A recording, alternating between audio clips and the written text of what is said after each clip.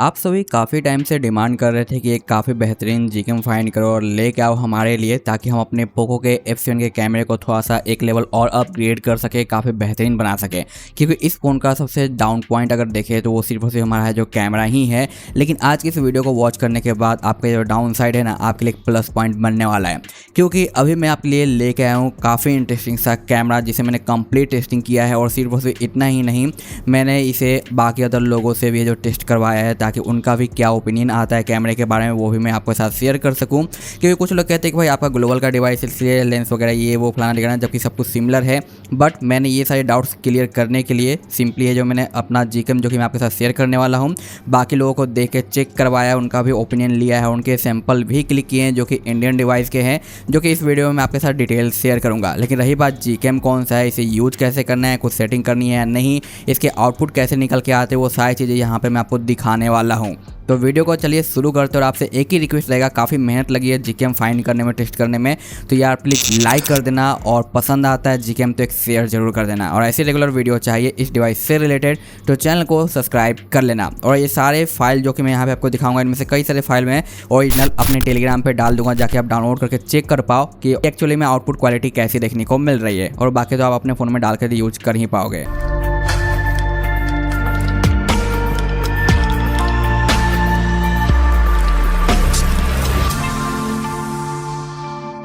तो अभी के टाइम पे मेरे पास 3 कैमरे हैं जो कि आप यहाँ पे देख पा रहे हो, और एक हमारा सिस्टम डिफ़ॉल्ट का है। इन्हें यूज़ करने के बारे में मैं बाद में दिखाऊंगा। पहले मैं आपको कुछ फोटोज़ वगैरह दिखाऊंगा और इनका ओरिजिनल फाइल वगैरह भी मैं आपको जो शेयर कर दूंगा। सबसे पहले यहाँ पे आप देखोगे कि ये हमारा है जो नॉर्मल डिफ़ॉल्ट कैमरे से है, जहाँ पे आप देख सकते हो हमारा HDR एक्टिवेट हो जाता है। इधर डार्क हो गया और हमारा स्काई है जो बिल्कुल ही ब्राइट हो गया।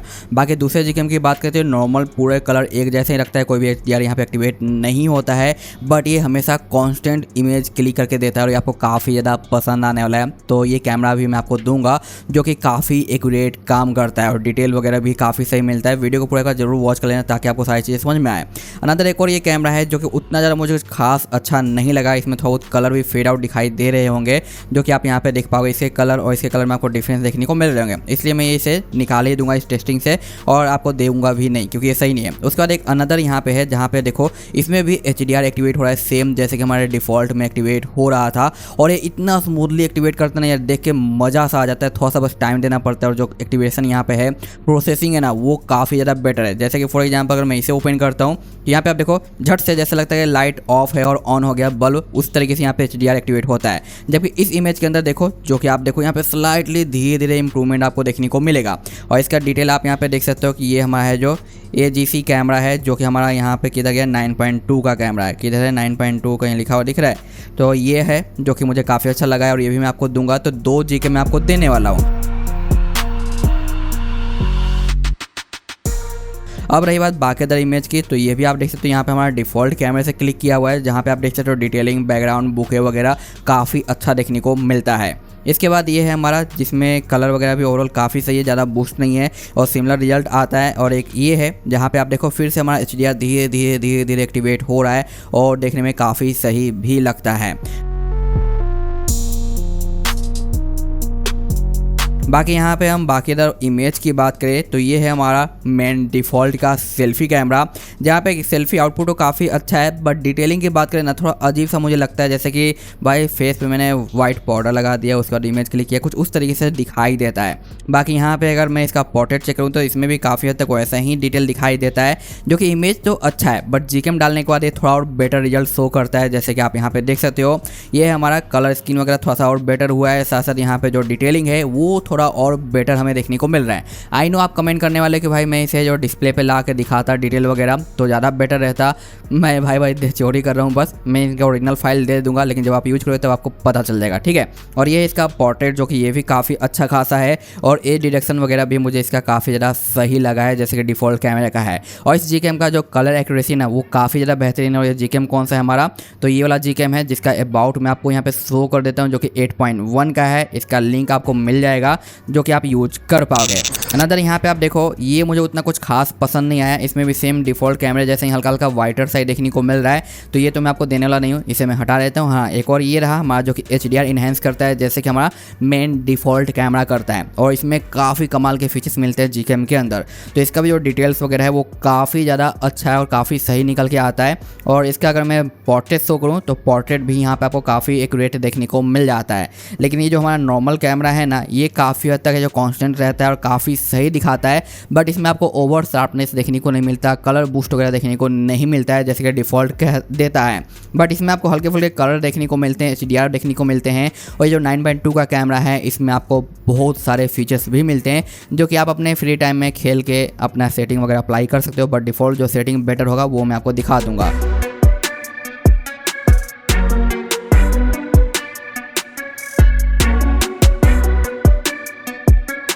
बाकी यहाँ पे आप देखो एक लाइका इफेक्ट के साथ है। ये हमारा नॉर्मल क्लिकिंग है जहाँ पे HDR एक्टिवेट हो रहा है, हमारे टेबल के ऊपर का लाइट काफ़ी ज़्यादा ब्राइट हो रहा है। और ये है हमारा लाइका इफेक्ट जहाँ पे ऐसा लग रहा है कि बीच में हमने जो फ्लैश लाइट जला रखा है, बाकी जगह पे डार्क एरिया है।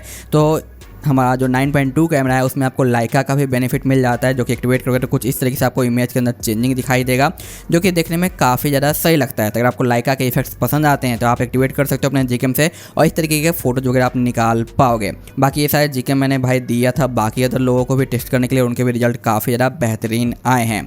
बाकी यहाँ पर आप देखो, ये है हमारा एक पोर्ट्रेट जो कि वही सेम 9.2 कैमरे से क्लिक किया हुआ है, जिसका डिटेल की बात करें तो ओवरऑल काफ़ी सही निकल के आता है। अनदर यहाँ पे भी आप देख सकते हो, इसके भी डिटेल काफ़ी ज़्यादा सही है। और ये पोर्ट्रेट नहीं है, इसलिए यहाँ पे HDR वगैरह हमारा इन्हेंस हो रहा है, बूस्ट हो रहा है।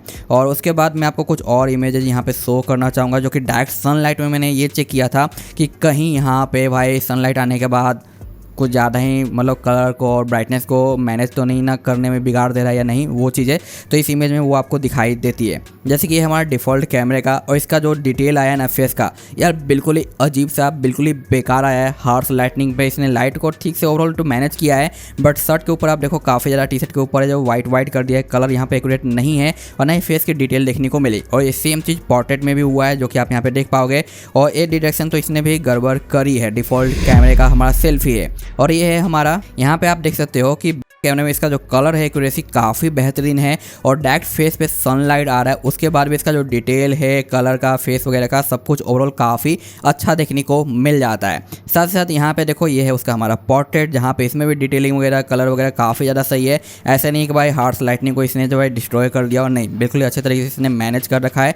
पोर्ट्रेट के अंदर भी ये हम छाट देते हैं क्योंकि ये मैं नहीं दूंगा, अच्छा नहीं लगा मुझे।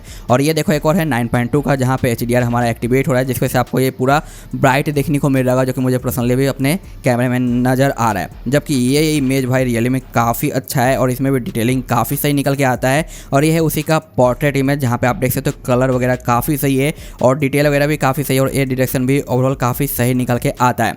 बट रिमेंबर वन थिंग कि ये स्पेशली हमारे मेड नहीं है हमारे पोको F7 के लिए, बस मैंने सूटेबल कैमरा है जो फाइंड आउट किया है और आपके साथ शेयर कर रहा हूँ। तो मे भी अलग सिनेरियो पे मे भी कुछ इशू कर सकते हैं, तो अभी तक कोई भी स्पेशल बनाया नहीं गया है, बट जब तक नहीं बनाए ये आपको बेहतरीन आउटपुट देगा, और मे भी आगे चल के भी ये आपको बेटर परफॉर्मेंस देता हुआ नजर आए कैमरे के मामले में।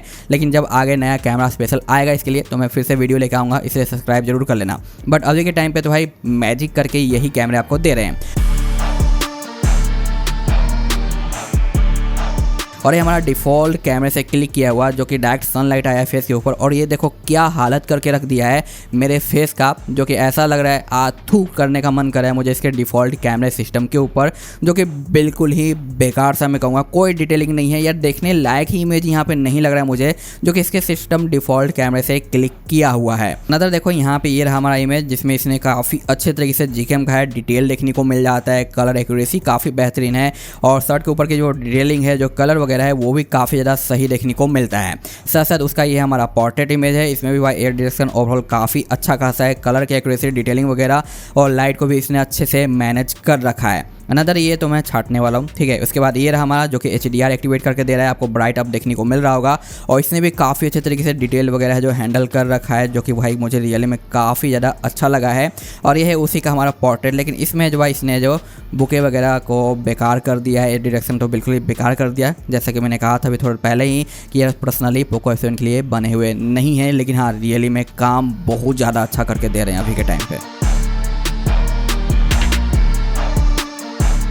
बाकी ये है हमारा सिस्टम डिफ़ॉल्ट कैमरे का, जहाँ पे आप देखो धीरे धीरे आपका HDR यहाँ पे एक्टिवेट होता है। ये हमारा नॉर्मल GCam का है जो कि हल्का अंडर कंट्रोल लाइट को रखता है और हमेशा एक्यूरेट नॉर्मल टाइप का आपको इमेज करके देता है, लेकिन डिटेलिंग वगैरह काफ़ी अच्छा रहता है, जो कि हमारा ये वाला कैमरा है।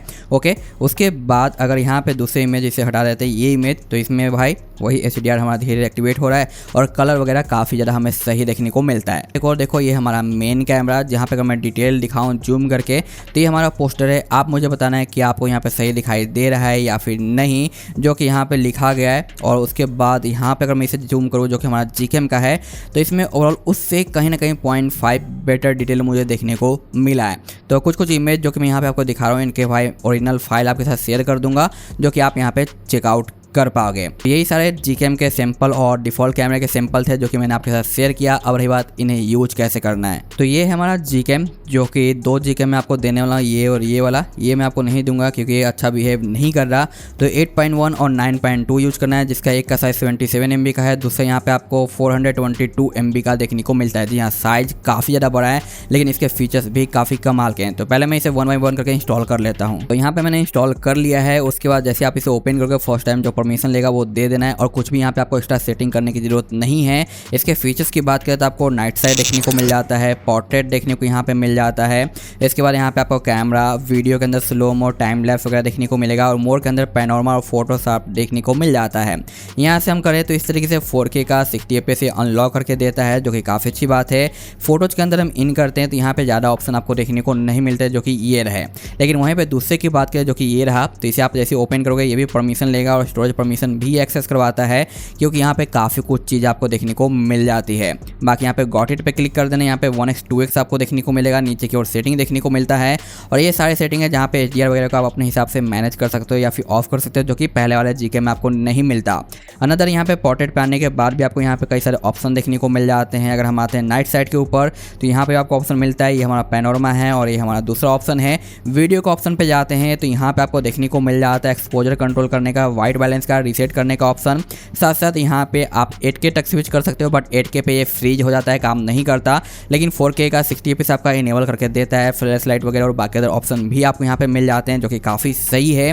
अनदर यहाँ पे जैसे आप फोटोज के ऊपर आते हो, यहाँ पे आपको बहुत सारे ऑप्शन मिलते हैं, जो कि एक प्रोफाइल का ऑप्शन है। तो ये सारे प्रोफाइल कहाँ से निकालोगे वो आपकी टेंशन है, बट इसकी जरूरत नहीं पड़ेगी। डिफ़ॉल्ट काफ़ी अच्छा काम करता है, बट अगर आपको खेलना ही है तो आप कहीं से कन्फिग फाइल निकाल के डाल के लोड करके देख सकते हो कि क्या क्या चेंज हमें देखने को मिलता है। यहाँ से आप कन्फिग वगैरह लोड कर पाओगे, जो कि इस फोल्डर में आपको रखना पड़ेगा। और ये इसका किक सेटिंग, जहाँ पे बहुत कुछ चीज़ें आपको देखने को मिलती है, बट मैं सेटिंग के साथ छेड़छाड़ करने के लिए नहीं कहूँगा, क्योंकि सिस्टम डिफ़ॉल्ट ये काफ़ी अच्छे काम करते हैं। बाकी AW यहाँ पे HDR नेट वगैरह आप ऑन कर सकते हो कुछ इस तरीके से।